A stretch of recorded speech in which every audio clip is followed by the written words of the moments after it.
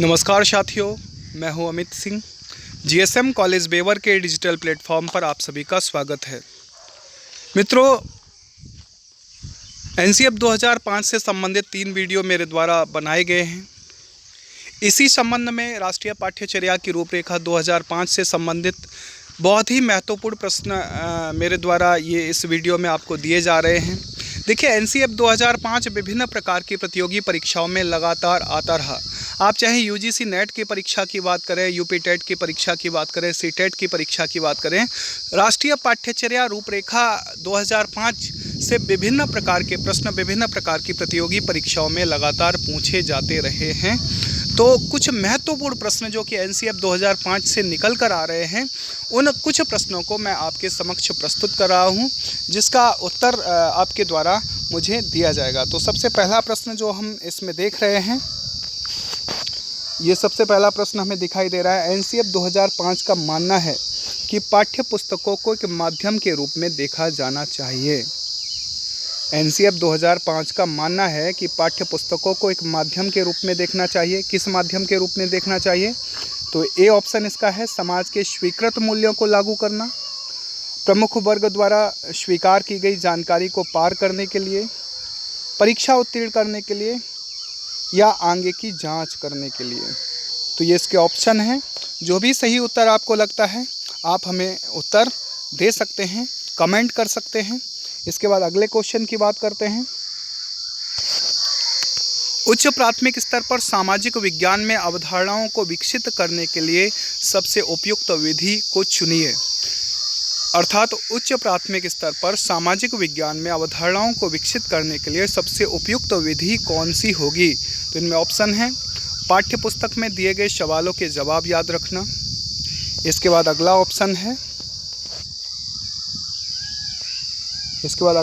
है प्रमुख विशेषताएं सूचीबद्ध करना, निर्देशित प्रश्नों की एक श्रृंखला के माध्यम से सीखना, परिभाषाओं के माध्यम से सीखना।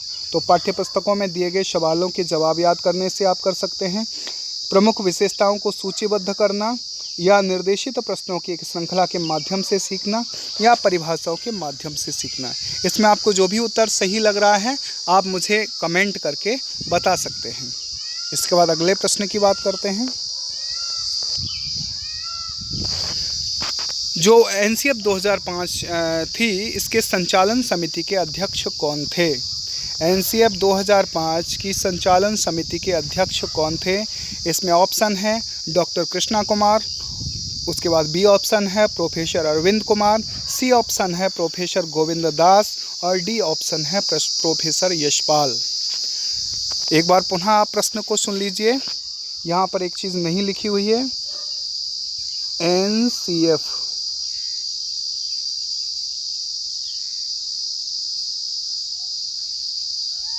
एनसीएफ 2005 की संचालन समिति के अध्यक्ष कौन थे?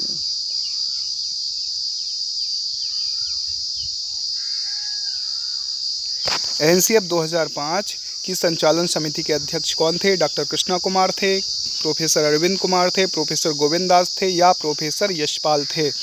इसका सही उत्तर आप हमें कमेंट बॉक्स में दे सकते हैं, कमेंट कर सकते हैं। इसके बाद अगले क्वेश्चन की बात करते हैं। किसने एनसीएफ 2005 को शिक्षा की राष्ट्रीय प्रणाली विकसित करने के साधन के रूप में प्रस्तावित किया? एक बार पुनः सुन लीजिए। किसने एनसीएफ को शिक्षा की राष्ट्रीय प्रणाली विकसित करने के साधन के रूप में प्रस्तावित किया? NPE 1986, NPE 1992, POA 1992, NPE 2005। NPE का मतलब यहाँ पर मैं आपको बता दे रहा हूँ, national policy of education. National policy of education 1986 के द्वारा, एनपीई 1992 के द्वारा, पीओए 1992 के द्वारा, या एनपीई 2005 के द्वारा। इसमें जो भी सही उत्तर आपको लग रहा है, एनपीई 1986 यानी national policy of education 1986, national policy of education 1992, POA 1992, और नेशनल पॉलिसी ऑफ एजुकेशन 2005 के द्वारा।